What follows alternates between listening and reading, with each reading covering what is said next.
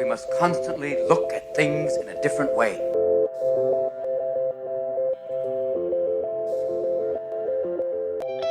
The Healthcare Education Transformation Podcast was created by two physical therapists out of the desire to learn more about the different educational roles in physical therapy and healthcare, and how healthcare education works by talking with educational leaders and people with different perspectives within physical therapy and across interdisciplinary lines on how education can be improved to disrupt the status quo of healthcare education. This is our journey, and thanks for listening. Are you a third-year physical therapy student that excels on tests when you have study guides, checklists, and deadlines? With all of the information available about how to prepare for the NPTE, it's easy to get disorganized and not feel prepared going into the big day. NPTE Prep Success is an online course that provides PT students easy-to-use study guides and step-by-step guidance through the NPTE preparation. To learn more, visit kylericeprep.com. Thank you again all for your continued support. And now for the show. Hey, everybody. Welcome to another episode of the Healthcare Education Transformation Podcast. I'm one of your hosts, and my name is Brandon Pollen. And of course, as always, I'm joined by my fellow co-hosts, Stephanie Wyrock and F. Scott Fiel. And today we have an absolute flame episode. And today we are so excited to welcome two phenomenal people onto the show today. And with that, we have the pleasure of welcoming Doctors Zach Gabor and Stephanie Allen onto the show, as they really are two phenomenal individuals and clinicians. And for the topic of this talk really is going to focus more on diving into exercise and education, adjunct teaching, and of course, talking about the Level Up initiative that they've created. Now, first and foremost, guys, thank you both so much for all you've done for the profession and patients, as you both are truly fantastic people that have done a lot already. And I'm so excited to see what you guys are going to continue to do.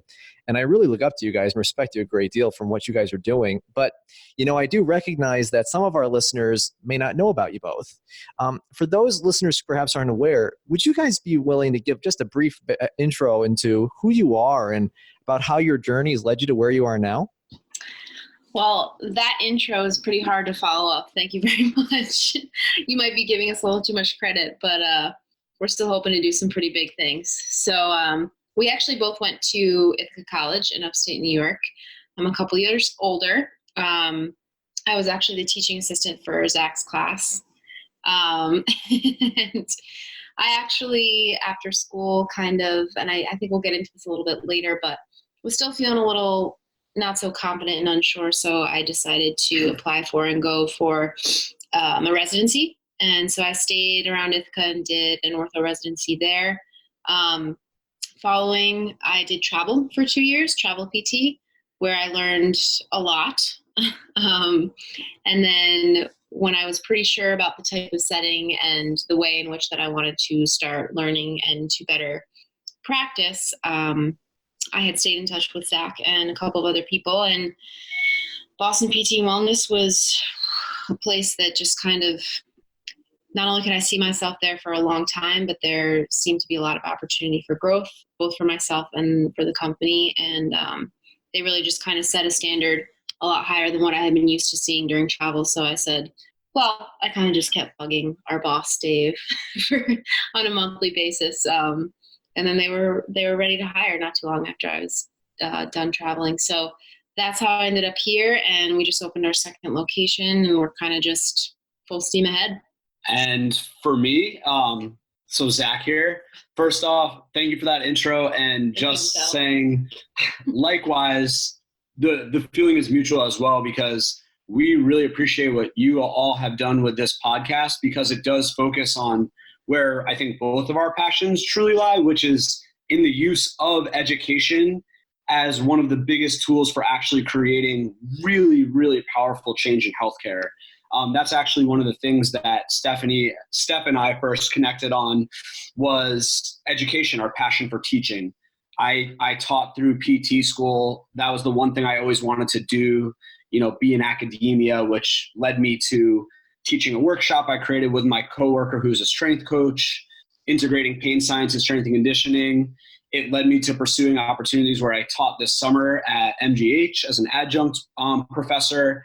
And that's really my bias. And I think part of what led me down my path is just believing wholeheartedly in the ability of education to transform society and healthcare, because within education lies our ability to create an unreal amount of independence and empowerment in the clients we work with. And I think that's why I really advocate for it. Is we see a lot of dependency issues in healthcare. And I think that when we can really start to understand and become better educators, that is when we can truly tap into our fullest potential as a profession and come together on that ability to really effectively educate and empower our clients. So yeah, I'm at Boston PT and Wellness, dream job, dream clinic. We have turf, squat rack, barbells, all that stuff. And I'm lucky to work with a team that constantly forces each other to level up on a daily basis by challenging each other, feeding off each other's energy, and most importantly, always putting the patient and the humans first. Yeah, awesome, you guys. So Steph, with you graduating from PT school around 2013 and Zach, you in 2015, what did you each feel were some of the strengths and limitations of your PT educational experience, especially with some of the hot topics lately like exercise education, pain science, and motivational interviewing, communication, stuff like that? So let's start with the strengths. I think for me, one of my favorite things about our particular experience was I thought they did a really great job of preparing us to really understand anatomy and our neuro courses really well. So through my schooling, I really had a fantastic foundational understanding truly of the anatomy, which allowed me to think critically about, pathoanatomy, pathokinesiology, biomechanics, and all of that stuff. I would say the thing that I probably was, I guess, I don't know what is the right word, just not discouraged, but maybe wanted more of, was the strength and conditioning and therapeutic exercise experience, which I think is a pretty common thing you'll hear from most students out there. And just a pretty void of, we had one pain science lecture, and our psychosocial class was left a lot to be desired as well. So that would be my explanation, my experience. Yeah. I think you hit on a pretty good point there, but given the option here to kind of give your one good golden nugget of advice here, what are the most important exercise prescriptions or strength and conditioning ideas that any general PT should know, especially new grads coming out of school? What are some golden nuggets you could give to them? Yeah, so great question. And I think that when I was back there this weekend, actually providing a guest lecture on strength and conditioning, I asked a question. I said at the beginning, out of the 30 kids, I said, raise your hands loud and proud. How many of you would feel confident coming up here right now and be comfortable coaching a patient through basic movement progressions of like a deadlift progression or a squat progression? One person out of 30 raised their hands. And I reminded them that the vision of the APTA is to transform society through optimizing human movement. So I think that there's a disconnect there. And, my biggest nugget is I don't think that PTs have to be experts in necessarily dosing and creating, elaborate periodization schemes. But I would say that I think my biggest thing is just understand how to coach the basic movements so they can feel confident in just giving their patients different options for loading in the rehab setting. I think that would be my biggest wish to see, like, as a commonality across the fields, across the schools.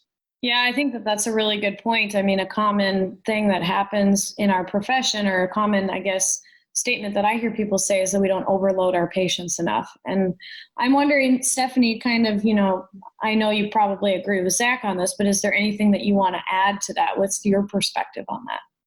Well, we actually didn't, I'm 2 grades ahead. So we actually didn't have any pain science added into and I know that tends to be a really large term, but even just general understanding about how the updated definition and or workings of how pain works in the body and the brain, and just kind of being able to, in a very succinct way, just explain that to people. I think that ties into some of the motivational interviewing type things, having those conversations in an initial eval instead of, I remember our class being very sort of scripted, and I've heard that a lot as far as when you went into your practicals, you had, okay, I'm so-and-so, I'm your student physical therapist, I'm going to be working with you and you hop right into subjective and objective. And yes, I understand it's a little bit of a higher tension situation and things like practicals, but I really did kind of wish that we had a little bit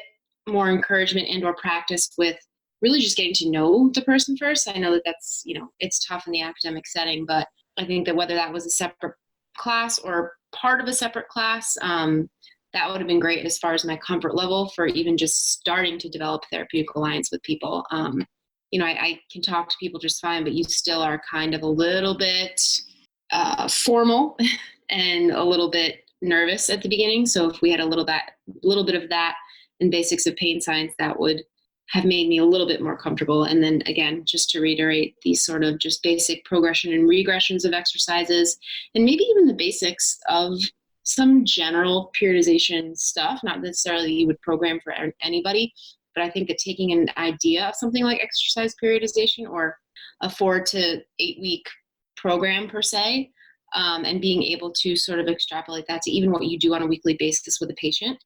They don't have to have a printed out program type thing, but I think that those ideas can be extrapolated to what you do on a weekly basis as well. So, yeah, and I agree with you on the fact that potentially we need to incorporate more pain science stuff. I think not only in the academic setting, but I think in education, that needs to be something that clinical instructors emphasize. Marilyn Moffat gave her Macmillan lecture a few years ago and was involved with the ACAPT Exercise Physiology Task Force addressing kind of this issue on exercise education in PT programs. And she's made very incredible contributions to the profession in this realm, especially. Do you both think that this issue has significantly changed since her talk? And if not, why do you think this is the case? So what's interesting is this was brought to me by the students who created the course I taught this summer at MGH. Her Macmillan lecture is actually from 2004. So she's been trying for a while. I stink at math. 14 years. That's a lot of time. And I can't honestly say that it's really changed that drastically from what I've seen and from what I've heard from a lot of the students across the country that I am in close sort of contact with and getting a pulse on. Well, and yet, Zach, you say 15 years is a lot of time, but look at the amount of time it takes for a research study to get from being published to being implemented in the clinic. You're talking the same thing, 10 to 15 years. Yeah, no, I hear you. And so it's not, I think it's important to also establish that this is not a finger pointing thing or being like, oh man, I can't believe we haven't done this. It's just more of saying, you know what, look, people have been advocating for us using exercise, like really advocating for it for over a decade. And I just feel the needle has moved very, very little over a decade. So I just feel that when we look at the totality of where we're at with healthcare, with the rising costs of healthcare, the number of people on disability and chronic pain, and when we understand that exercise is one of the most evidence-based and efficacious ways to promote independence in the clients we work with, it's kind of hard for me to stomach that strength and conditioning isn't at the very least an elective that's offered at PT schools throughout the curriculum. So that's why, we drove 6 hours to give a presentation. And that's why I guest lectured again this morning at another school, because I don't know what it's going to take, but I know that I'm not going to sit around and do nothing. And I'm going to try and encourage as many students as possible to be the change that they want to see and make it happen, because they are ones that can make it happen. They did it this summer. Yeah, and it's been interesting just kind of in the art of doing the podcast, just talking with and learning so many avenues that really kind of go into the formal education system and seeing how there's so many influences. And it's definitely not a simple solution, because, talking with more faculty, I've been surprised at how many really, really agree and they want that. They just don't know how to do it to meet all the standards with CAPD, the board exam, and then just getting through their other like service and research duties that they have to do too. So that's why I love your guys' podcast, because I love listening to the perspectives of all the faculty and all the organizational individuals you have on there, because it's really helpful to understand their perspectives as well, so that we can all understand each other better and communicate and like come together for this common goal, because I understand it's not so easy. But I know in my heart that there's got to be something more that we can be working towards together to make it happen sooner. The other half of the thing that Stephanie brought up as far as the Macmillan lecture and everything, why do we think maybe the needle is moving so slow or hasn't moved much? And again, I don't claim to have 100% an answer, but I think it's a little bit ironic because I do think that a lot of it has to do with educating more, because one of the things that we run into still, ironically, is people come in and they're not really still sure what we do, including doctors. That most people are pretty much on board that they know that they're going to be moving and exercising in some way, but there's still a large amount of people that come in and think that we're going to ultrasound and stim and massage and tape, and that's going to be mostly what they need. And it's hard sometimes because they have these pre-existing beliefs about what we do, and then it's not only do we have to de-educate, but then we have to almost try and persuade them and convince them to buy into this plan of us trying to help them get better, and it's hard. So I think that, yes, that's one of the reasons why I love your guys' podcast and the idea behind it, because I think in the educational system, education is needed more. If that makes any sense, as far as us being the movement and exercise experts, and that being central to what we do more so than manual skills, passive modalities, and all those kinds of things. It was really interesting at the ELC conference talking with a lot of people that are in program director roles, faculty roles, clinical coordinator roles. And, the point, and as a fair point that people would bring up is like, yes, we can work on stuff academically too, but we can have the best education and stuff in an academic setting. But if that person then goes out to clinical and learns something totally different, that's a hard one. So, yeah. I mean, it's definitely not a easy thing, and there's a lot of different things going to it. And I'm curious with you both. I mean, you both have been doing a lot, and especially been involved with helping teach within PT programs to help improve, exercise prescription and principles into education. For someone out there who's listening, they're like, you know what, I want to get involved. I want to contribute to helping. Could you guys walk us through about how you actually had gone about starting this up, what the process was like doing it, and how can others do something similar to really start making this happen from a bottoms up approach to improving, how we teach and educate our students about exercise? Yeah. So I think, first off, I was actually listening to the episode that you had the Columbia students on, and I'm actually going there to guest lecture in January, which I'm pumped about. But that was a very insightful episode and very similar to what happened this past summer at MGH. The students had proposed for their final project to literally create this elective. And they took it on themselves with a faculty on board, and they legitimately created the structure, the logistics of this, syllabus, where they came to me and asked if I would want to do it. And before she even finished the sentence, I was already like, do you seriously even have to ask that? I was like, heck yeah. So I helped to actually fill in the blank spaces with like the curriculum content, but they took it on themselves. They took initiative and made it happen. And I think that it is just so inspiring, because that's why I truly believe that students are in a position to really be the drivers of change, because they can make it happen. It just takes determination. I think that for those out there listening, reach out into your network and get other alumni on your team. Get other faculty that you think in the area that you think could be appropriate to teach that course. That way you're already coming to the academia side of it with a game plan, with a task force, with passionate people that are going to go in there and really advocate for this to happen. And I think that when you come across like that, it's kind of hard to deny. When we have all of the evidence on our side, we have all of the students, the majority of students want this. So it's really hard for me to sit back and think that if more students take initiative and create task force, I think it's absolutely a winnable battle that we can start to get more just electives, not even in the actual curriculum, just more electives. I think we can absolutely get popped up across the country, and it is happening. And we've been helping talk with students and giving them guidance on best ways to go about that. I really like that, because not even just from that perspective, but just to add another additional thing on, that's also facilitating more of a leadership role with those students. So then they are developing more important qualities that are going to be so much more beneficial down the road, depending on how they want to leverage them. So that's gold. And I think that's been a common theme we've been noticing over the last couple episodes is just, we know we need more leadership throughout the field. How are we going to go about doing that? And I think this is a perfect example. And just to finish this off with one quote from Nicole Piemonte, who wrote a beautiful book, Afflicted.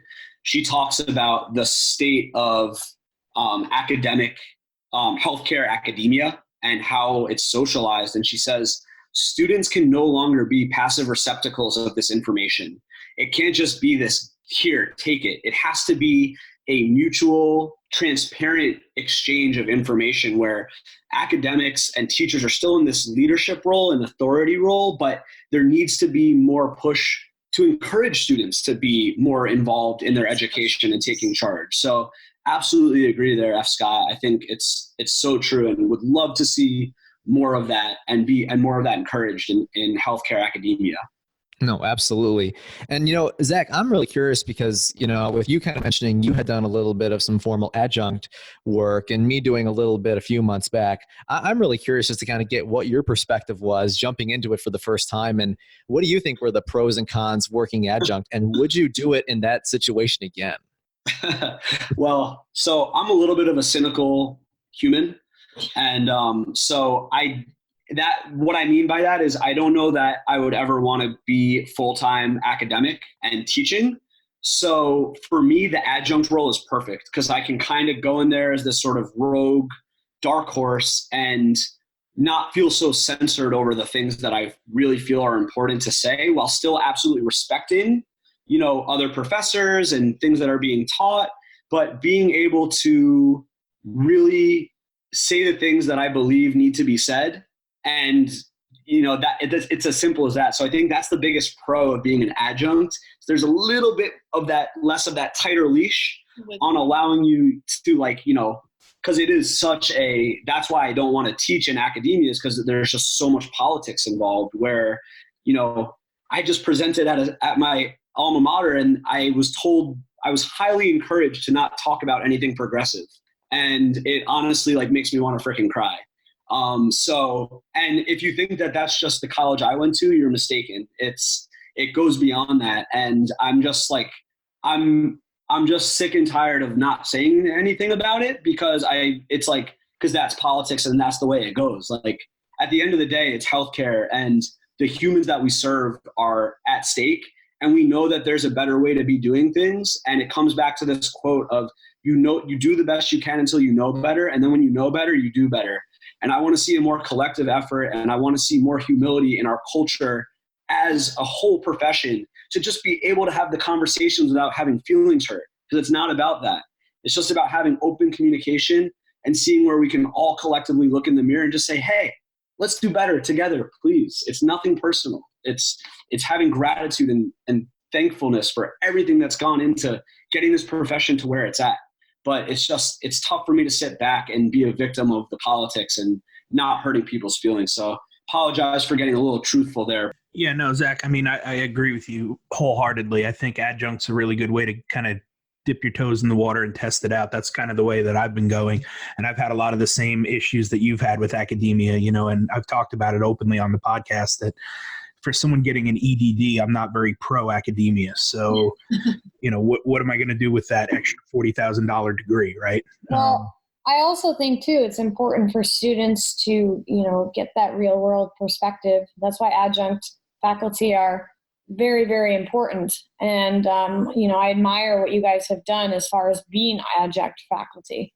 No, yeah, I think the good thing about it is you do get to test the waters and see what it's like a little bit. But I also think in a defense to academia, to some extent, it's about finding your right fit. So you could teach full time if you find a program that fits your mold and fits, has a spot for you to do the things you want to do and kind of teach the way you want to teach. Now, that being said, I think we are seeing an uptick in those and we are seeing a change. So it might not be there. The position might not be there right now. The school and the fit might not be ready for you right now. but give it a little bit of time and it may come around, and it's going to take some active doing on your part too. If you're looking to get into a full-time teaching position, you're going to have to search out and seek a program that has a great director who has a great vision and aligns well with you. And that's where I think you'll find your best fit. And that's where you'll eventually be the most successful. So, and Brandon and I have talked about this a little bit too. My view on academia has changed over the last 2 years of doing this show. I'm a little more hopeful. I think that we are seeing a change. So that's good. So I think it was ironic. So I actually did teaching at a local PTA program and did more undergrad. I can honestly say the admin was super backing and understandable, and they liked what I was trying to do. The students liked what I was trying to do because I was trying to do more clinical real world application, get them to think beyond that next level. So I'll agree with Scott in that it does depend on, I can't speak for all programs. I just haven't gone into that level, but there are definitely some that are open and willing, and they never gave me any slaps on the wrist. They encouraged me fully to do whatever I thought was best, and they were supportive. So they're out there. Well, and I think we need to remember too that not just like private practice or hospitals, places are going to have their own culture. Places are going to have their norms that people are abiding by. So finding a good fit for you as an adjunct or as a academician is going to be important in having satisfaction in your job. Yeah, I think what we've also been noticing from some of the students, both in and outside of Level Up, either that we know in general or that have given us feedback, I can think of 2 schools that we've been told seem to be a little bit more, I guess, for lack of better words, progressive, and have a lot of, motivational interviewing, pain science, strength and conditioning, and in general, more of an approach to things of being sort of respectfully skeptical of things like research and how to read research, and looking at the humans in front of you versus special tests and all those things. And one is actually an ex-Ithaca College professor. He was both of our anatomy professor. Dr. Hauk is at George Fox University in Pacific Northwest. That's one program that comes to mind with us. So it, like you were saying, Scott, it's definitely encouraging, and hopeful is a really good word. I think that we feel defeated sometimes with a lot of the narratives that come in to us almost on a daily basis, but it's also really cool and really helpful to keep us hopeful when we have people that come in that maybe got an x-ray or went to their chiro and they're like, but I don't believe that crap. Or I don't. So people are starting to educate themselves. Students are starting to educate themselves outside of the classroom. And, one last thing, I definitely was a passive receptacle when I was in school. I will 100% admit that. And I was lucky enough to have a really good mentor during my residency and to come across some things and be kind of disenchanted with general PT and healthcare when I was doing travel. And that kind of woke me up a little bit. But again, I do think that we are making small steps and that we just need to actively remind ourselves of it. And then in the meantime, just keep kind of making sure that we're heard. Yeah, for sure, Steph. And you mentioned residency. I realize that there's people kind of on both sides of the fence when it comes to PT residencies. But Steph, I'd love to hear your thoughts on this since you went through an orthopedic residency. Did you find your residency training was valuable to your development as a clinician and a person? I would say that any experience is a good one. This particular experience for me, I'm a little bit spoiled in the sense that the director of and my main mentor for the residency, his name is Mike Costello, and he is one of the most influential people of my life thus far, especially professionally. He worked with all of the complicated chronic pain, underserved populations in the area, and pretty much sprinkled a little pain science and respectful skepticism into pretty much everything that he taught me. So that was my first sort of exposure after school. So I'm very thankful for that. I will admit that to be an accredited program, a residency program, just like a PT curriculum in school has to be accredited, it does have to sort of teach you how to take the OCS. So I was still a little bit of a hybrid between memorizing stuff to take the test and thinking outside the box a little bit more. But I think that both as a clinician, but probably more so if I had to weigh the two, more as a person. It helped me develop as a person. And for that, I don't regret it at all. And I do know that there are some residency programs that, again, just like the school programs, are a little bit more progressive. In my experience thus far and what I've heard, many of the ortho sports and manual oriented residencies still unfortunately seem to be a little bit more on that highly academic, this is what you need to take the test. You're going to set yourself aside by having these awesome manual skills and not putting a ton of weight on the humaning part of things. So like I said, I think mine was a little bit of, I got lucky that my mentor was that type of person and the program itself was. But I would like to see a little bit more of that in some other residencies too. That's interesting. I don't know if we've ever heard that specific perspective on this podcast, that it seems like residencies are teaching more towards the OCS. I mean, we've heard that a lot as far as the NPTE goes, but maybe not towards the OCS. So thanks for sharing that perspective. You know, you had mentioned, Steph, about this mentor that has really impacted you. What, for each of you, what has been the biggest life and professional lessons that you've learned since graduating from PT school? Whew. Yeah. I think I got this. I think the biggest thing and the hardest pill to swallow was realizing that it's not about me. I think academia has a culture and socializes you such that it rewards you for being these amazing, amazing test takers and these experts at pointing out every single dysfunction under the sun. And as a new grad, you want to go out and well-intentionally tell these humans in front of you all of these things that are wrong with them because you think you're helping them, right? Because you want to, because for me, it was about me portraying my excellence in clinical abilities. And I think that checking my ego and realizing that I was just the guide, the facilitator, taking the back seat, learning how to listen, like truly listen to them and not just listen for what I wanted to hear so that I can tell them what I thought they needed to do to get better, was the hardest pill. And I learned that through my pseudo residency that I did a lot as well. Just that was arguably the biggest growing that I did as a clinician, but really as a human. I think a really important question, a really important learning lesson for me, and something that I'm now really try to advocate for other new grads as well, because it's hard. Been there, it's hard.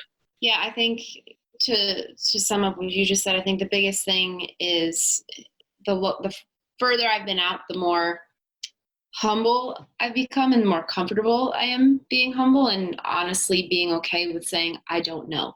That was one of the things I was terrified to say to a patient. And, I think to say something different than what Zach did as well is I never really placed as much value as I do now on education and challenging preconceived perceptions that patients have coming in. I think that that's been a much more effective quote unquote tool, if you will, than anything that I've done with my hands. To be able to listen to a person, not interject, because that's another thing that I tend to do. I've really been focusing on trying to just fully listen, because they'll tell you undoubtedly what you need to know, and not interject too soon to educate, because we get excited and we sometimes interrupt too soon, well-intentioned as well. But taking a full listen to them and really helping them take their current situation that may seem very, very dire, and based on what we know, as long as there's no red flags or whatever, really just helping them take that situation and kind of flip it on its head in a good way.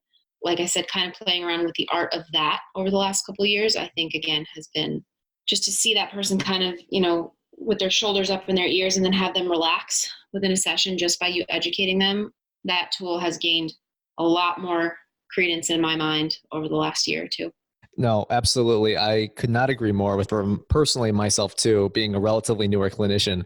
That was definitely the thing that I needed to learn the fastest and that made the most difference initially. And I, like you, I was rather shocked to see the power of that. And I think honestly in school, they taught us about that to a degree. I kind of overlooked it because I thought it was more my clinical skills, the diagnostic skills. I mean, I thought it's not sexy. Right. I was like, it can't be that simple. Like, I was just trying to get a lumbar cavitation. That's all I was trying to do. right. Right. I'm like, I'm just trying to really get that area locked down and get the right force and speed. It's all in the But, set. yeah. I mean, but I think that's such a critical, and that's been like you had said, that's been such a mind shift for me as well. And now I don't find myself, I mean, it's good to have good skills, Yeah, but I definitely can say that I've definitely initially grown more of the other skills that you both had mentioned too. And if those first skills aren't there, it doesn't matter what we do. Amen. Yep. Yeah. So guys, I'm really curious because I know that, there's probably, you guys have definitely gotten more awareness out about what you guys have done with the Level Up Initiative. But, I understand, and I always know that there are some people out there listening who are perhaps not aware of the specifics of kind of what this is. So for our listeners out there, what exactly is the Level Up Initiative and how has it come to where it's at now? Well, great question. And I will say everything that we've just talked about over the course of this episode, I think did a beautiful job of explaining how it came to be. I think it's the summation of all of these lessons we've learned, all of the things that we've seen so far throughout. And this has been sort of the culmination of that. And so what the Level Up Initiative is an online platform. And through that, we provide guidance and mentorship to help students and new grads transform into empowerment model PTs that we believe can truly make a difference in this healthcare landscape. What it looks like is it's a 4-month experience right now where we have groups of 6 students or 6 new grads paired with a really, really awesome mentor that double checks the box on our core values. And basically what happens is we go through each month has a different theme. So it's growth mindset is the first month. The second month is critical thinking. The third month is listening. The fourth month is communication.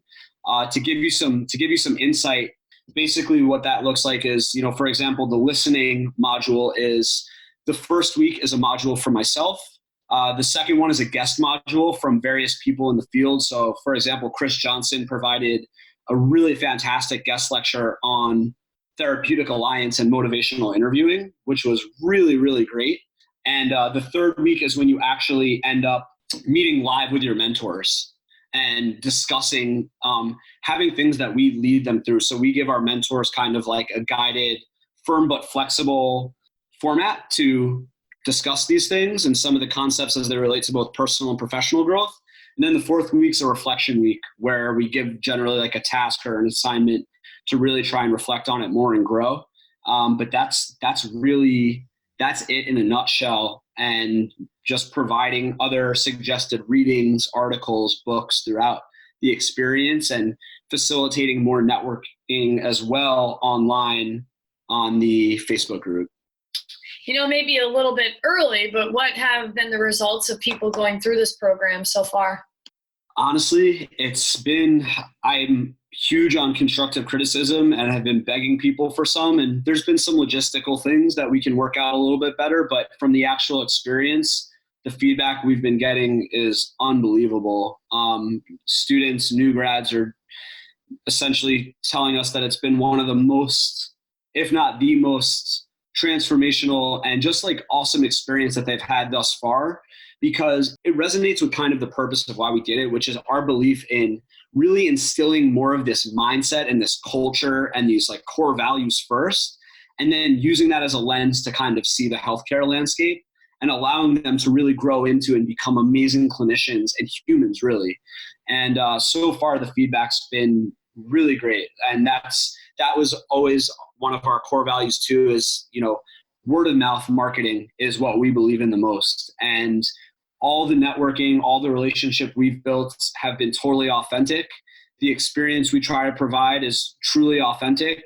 And we think that shows in the passionate reviews that students and new grads have been giving us on their experience thus far. Oh yeah, certainly. And how much has it grown? Well, it's kind of crazy. I mean, we're up to almost 5,000 followers on our Instagram account.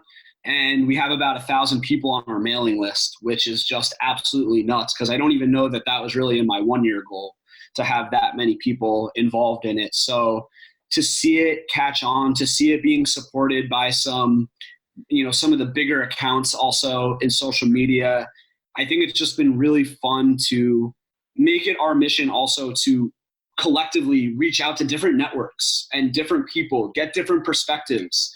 Some of our mentors are extremely PRI influenced or FRC influenced or SFMA influenced or orthopedic manual therapy influenced. But it's bigger than that. It's about how can we all collectively come together and agree that communication, how we educate, is arguably the commonality. It's the active ingredient, as Greg Lehman would say, on why all these systems work in the first place. And so I think one of our biggest strengths has been that ability to reconcile the different silos and get everyone working together towards one common mission through authentic relationships and transparent communication.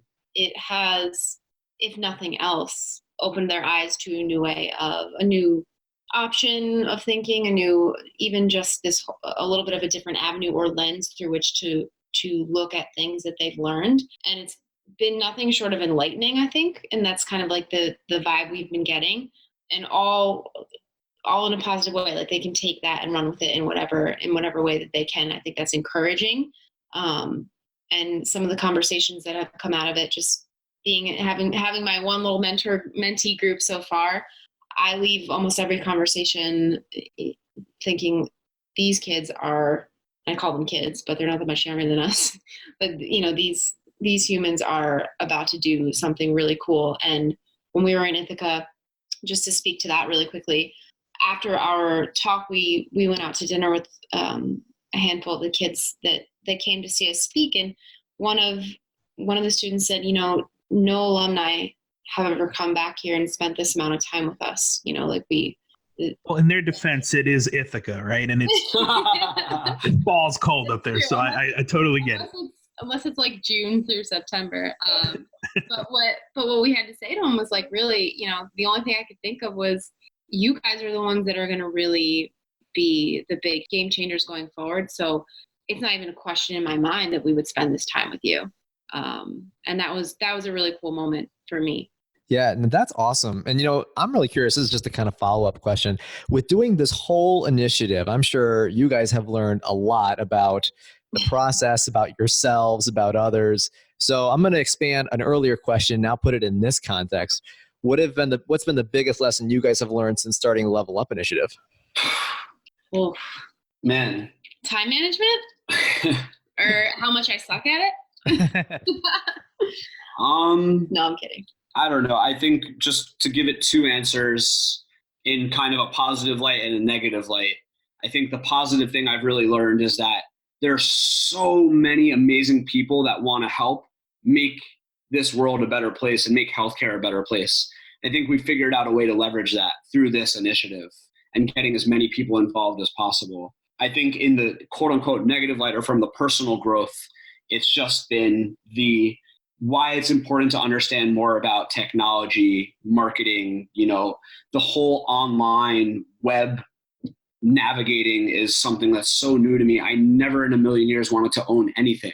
So the fact that the founder of this company is nuts, and it's been a huge learning year for me. And we're still haven't even scratched the surface of all the lessons I'll truly learn, but a lot of good insights so far.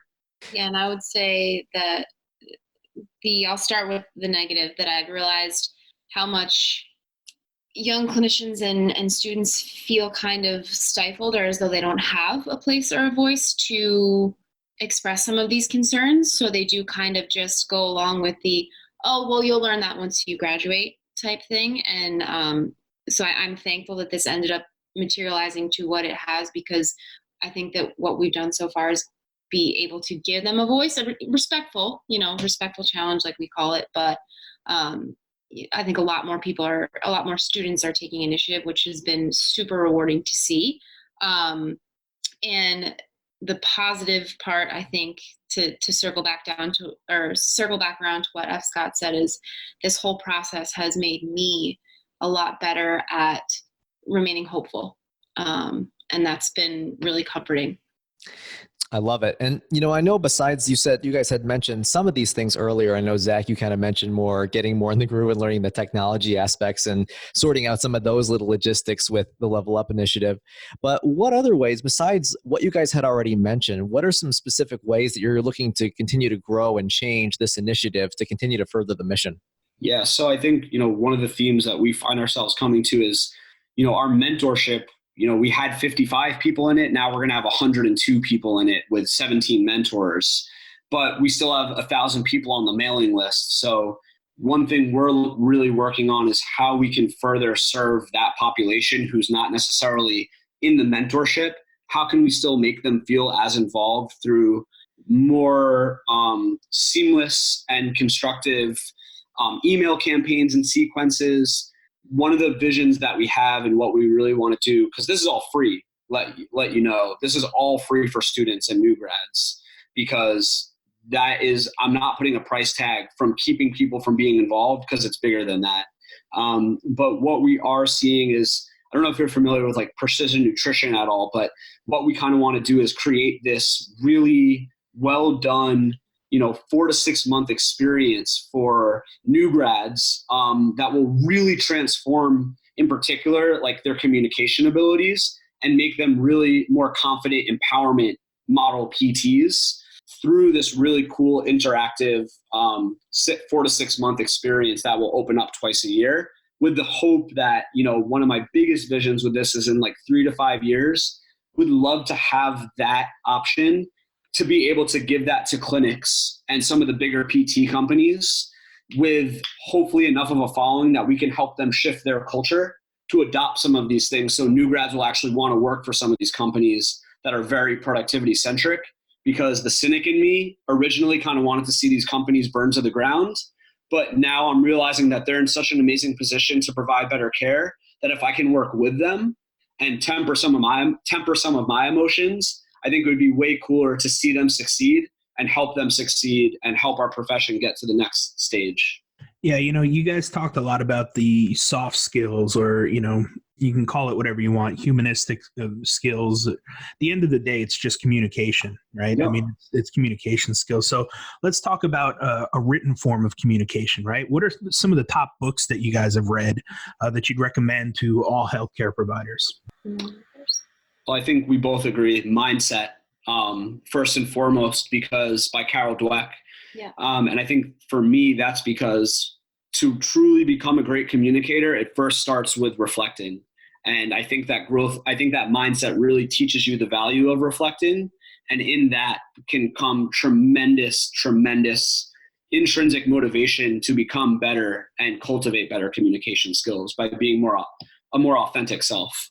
Yeah, mindset was 100% I would say life changer for me, just for my own anxiety, but just in general for setting up how I interact with patients and other people in my life, family, friends, relationships. But then I think since we started this journey of Level Up, both Why We Do What We Do by Edward Deci and Outliers by Malcolm Gladwell. Those were two big ones. I think Why We Do What We Do was huge in the sense of it gave me a little better understanding of perhaps why some of these people that were challenging a lot of what we've done as a profession and what we've been taught in school. And that's essentially creating like an existential crisis for some people.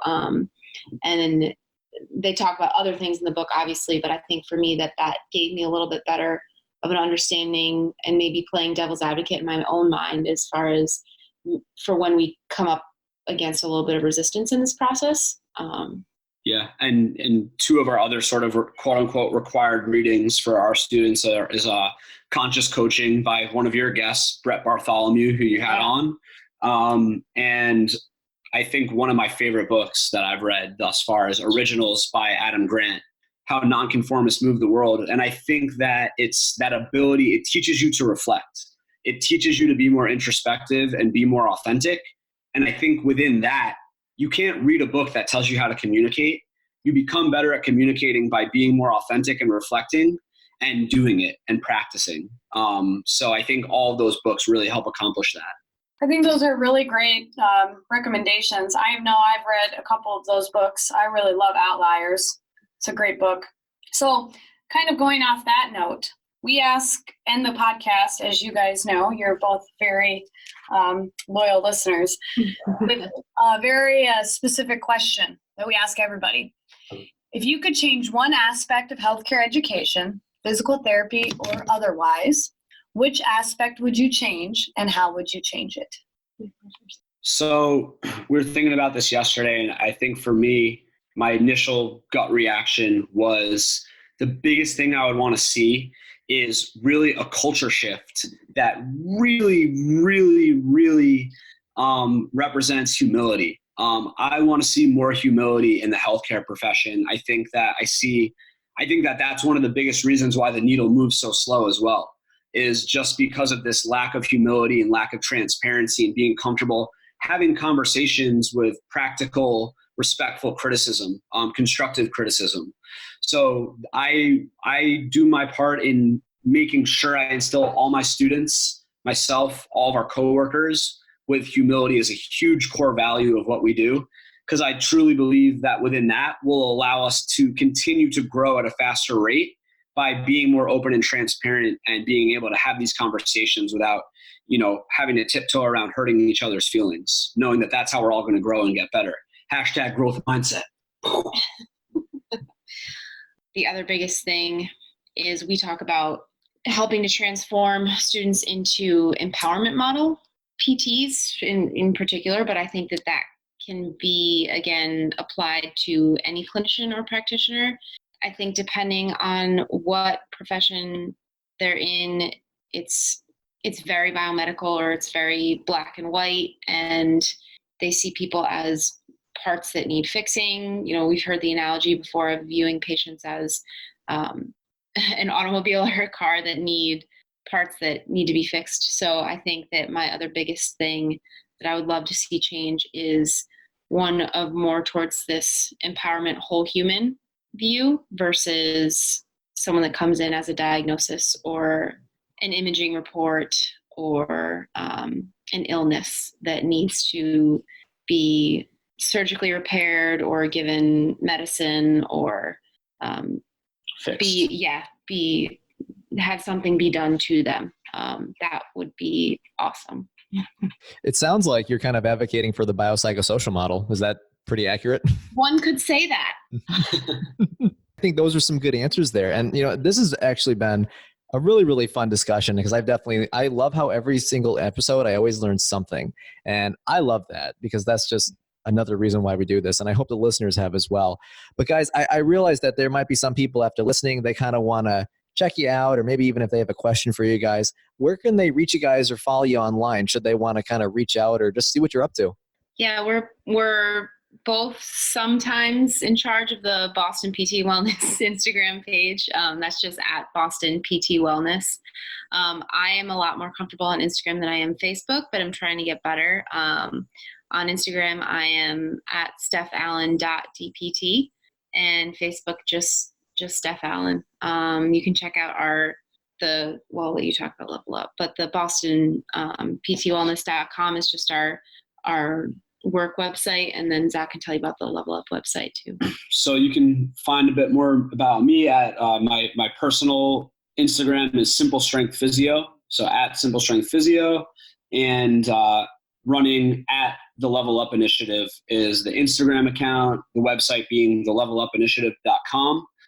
Definitely check it out. And we love learning about other people. We love networking.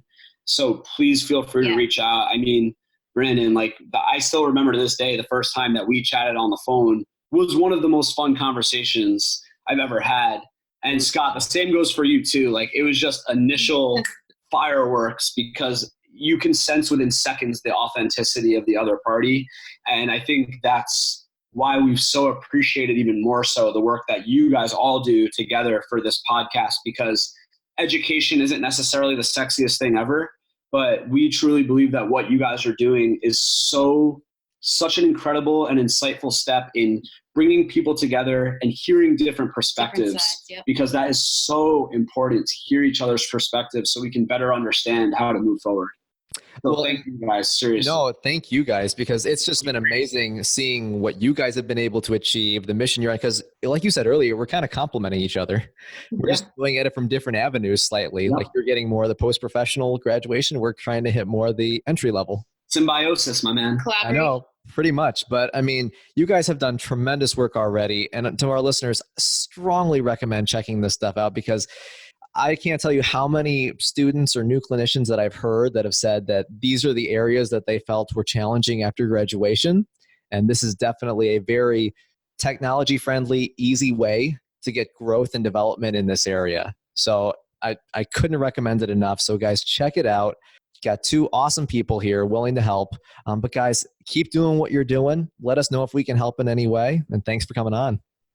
Thank you guys for having so us, much. seriously. Access to healthcare is one of the largest issues facing both providers and patients, as millions of people worldwide lack timely and affordable access to healthcare.